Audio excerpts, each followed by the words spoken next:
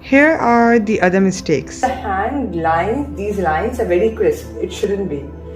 I think the hands were also supposed to be, the lines were supposed to be soft. What I mean by soft is not the light shade. No, I don't mean that. What I mean is, for example, can you see the knees? They are dark. There is a lot of shadow on it, but there is no crisp line to it. Similarly, in hands, there should not be any crisp lines. I think it should be there should be a bit of soft lines to it, so it would be much better. What I meant is, for example, if you see this cloth, the shadow of the cloth has sharp edge, which means I would exactly know where it starts and where it's gonna end. It's ending right here. I guess this cheekbone, this part of the cheekbone has gone in.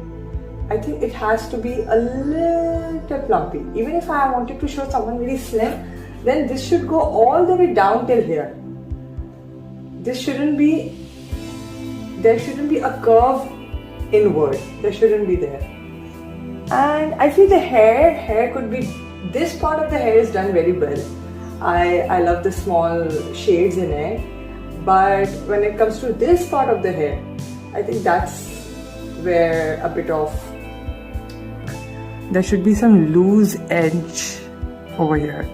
There's some loose ends here, irregular ends. It should be here too, but I did not do that. Problem is coming. Otherwise, I think it's done fine.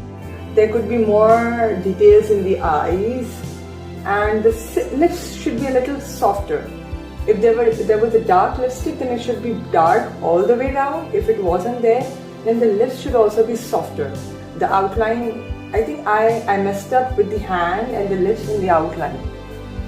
What I did with this work is, I wanted a wash on it. So first I made 1 to 2 layers of tea wash. If you look at it very carefully, there is one layer, and I think this is a second layer of tea wash, so that it becomes a bit darker.